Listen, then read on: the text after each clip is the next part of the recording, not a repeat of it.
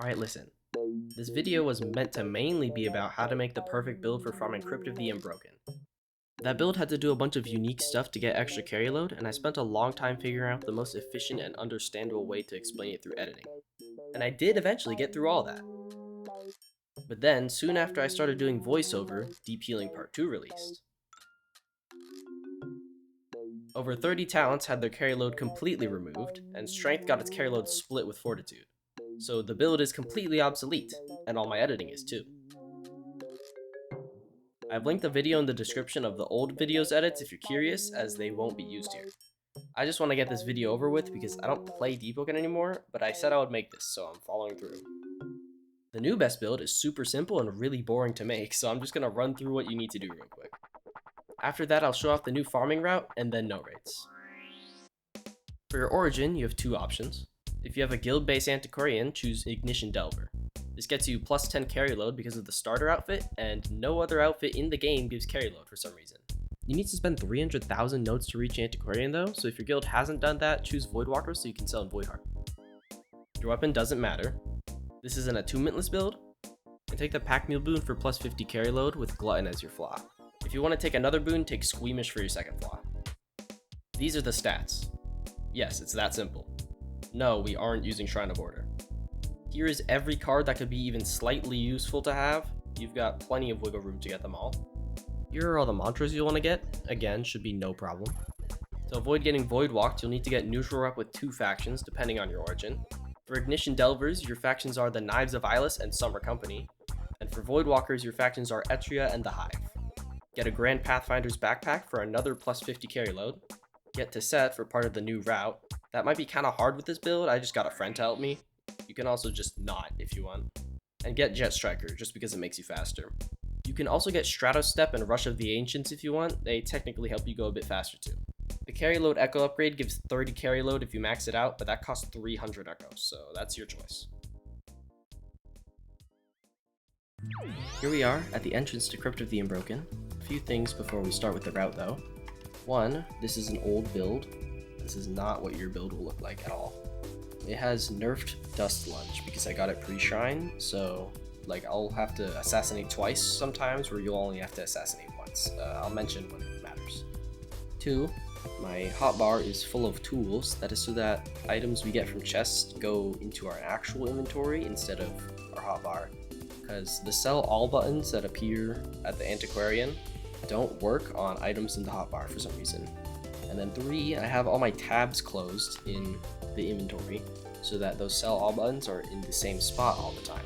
We're gonna have to open them for enchanted and mythical items though, but yeah, that should be about it. So let's go get to the start of our route. You can use to set to sneak past these guys. If you don't have to set, just run past them and log. This is our starting spot, but these 2 guards aren't here, so I'm gonna go find a different server and then we'll start. Alright, here we are in a new server. First step in the route is to assassinate this guard on the right. That will get this guard for you because of Dust Lunge, but since this build has nerfed Dust Lunge, it did not. Next step, we're going to be clipping through this wall so that we can assassinate a guard through the wall, that one. So we're going to be using dash to clip through the wall because we don't have roll clipping anymore.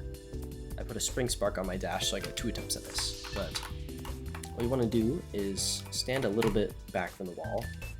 It can be a big range, just don't be right next to it or else it won't work. But you stand a bit away from the wall, you unshift lock so that you can turn your camera without your character turning. And also, your camera angle, just be vaguely facing the wall. It can be like a this, it can be like a this. Just look at the wall. After all that, you just don't touch anything and dash. It didn't work. I'm gonna stand a bit further back and see if that works. And it did. So yeah, maybe stand a bit further back for that. I don't know, it's a little janky. And then you use crouch here and click, and then you'll get that guy. If your clips don't work, you can always use to set and just walk behind him, but that's slower, so. Anyway, continuing on, get this guy, get his chest, alert that guard, wait for it to run at you a little bit, assassinate, get the chest. This is all just from the first video, none of this is new yet besides the clipping through the wall. without roll clipping. For these, you'll just be able to instantly assassinate, but I had to wait a bit because I have worse range. Get this guy, get the chest. Now here is the new part. So we're going to Adrenaline Surge and to set. Adrenaline Surge is just so we move faster, because it is a little bit faster. So we're going to just walk in between them to behind this guy and kill them in this order. And then these two will die at the same time for you. I have to get both of them. And there is the new route. My inventory's full. There's the new route. For selling, it's the same as normal. You can either go outside, if you're Ignition Union Origin, and put your guild base here, or if you want to be safe, you can climb up here and put it on like this wall or something, which is what I'm gonna do. If you're Voidwalker, just go back to the starting spot and use the Void Eye. And then for selling, you can see all our tabs are closed so that we can just click these buttons in their predictable spots. There we go. I happened to not have any enchants on me from that round. I'll show how to do that in a different clip. But yeah, that's about it.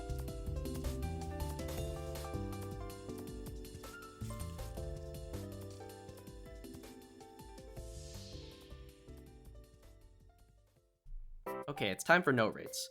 You can see in my treasury here, I have 147,000 notes.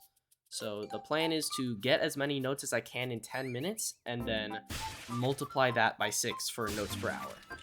So I am doing this on the old build, so it's going to be a little slower for me compared to you.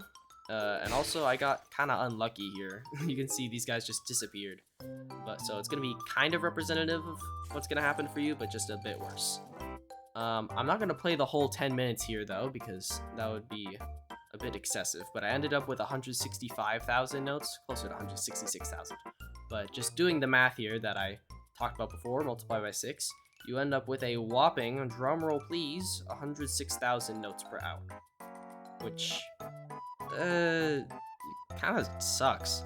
I've gotten higher numbers in past tests, because I've done this test before. So what happened is on February 25th, there was an update that added trinkets to the game, which were the replacement for like rubies and emeralds and diamonds and chests and stuff. And that they accidentally just like nerfed the amount of notes you get from them. So yeah.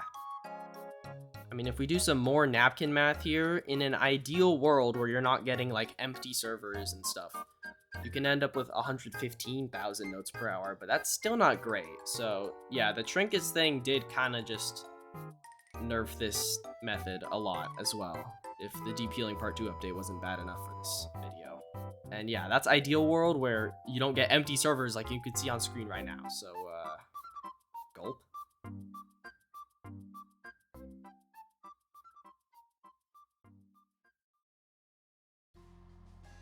And that is the end of the video. Thank you for watching. I do have things to say here, because it's been a little bit since the last video. Just a wee bit of time has passed, you could say. So essentially what happened is I stopped playing Debroken and then lost all motivation to make this video.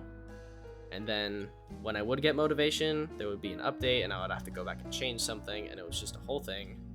There is some personal issues and schoolwork taking up time mixed in there, but it kind of just boils down to motivation. As for the future of this channel, I do want to keep making videos. Will they be about Debroken? Probably not. Unless I revisit the game in the future, very unlikely. Will they be on Roblox? Maybe. There's other games I like on Roblox. But I'm mainly looking to make videos on, like, regular games, because I do have some fun ideas for games. Main one is a Celeste challenge run, because Celeste is my favorite video game of all time. And I want to stream that run because I think it would be fun to like see people's reactions to the stuff I have to do for that run. So if you want to be notified of when I'm going to be doing that, I have made a Discord server and there is a stream ping roll, so you can grab that and then you can hop in maybe if the time's convenient, and then we can do some Celesting. In that server, I also have a channel where it lists like every game that I like and might make a video on, and then you can react to games that you also like, and then it can like see what games my community likes, and it's cool and fun. So if you want to do that, links in the description. Even though I did just say I don't play Debuggen anymore, I do still run the equipment spreadsheet where it like calculates the max amount of a stat, like health or physical resistance or something, that you can get on every equipment in the game. It's like a Google spreadsheet, and I took a while to figure out, but maintaining it's pretty easy, and a lot of people use it actually. So I keep doing that because I like being helpful. So link to that is also in the description, and then I've made some other spreadsheets related to Debuggen and some other spreadsheets not related to Debuggen that you can navigate to using that link. So if you're interested, you can go look at that. Sorry for kind of ghosting everyone. I didn't really mean to, but I kind of felt like I had to upload this as my next thing, or else every single comment was just gonna be, hey, what happened to that video? But it's out of the way now. So I hopefully, maybe you'll stick around for stuff in the future. I don't know. If you don't, whatever. Have a good day. Bye.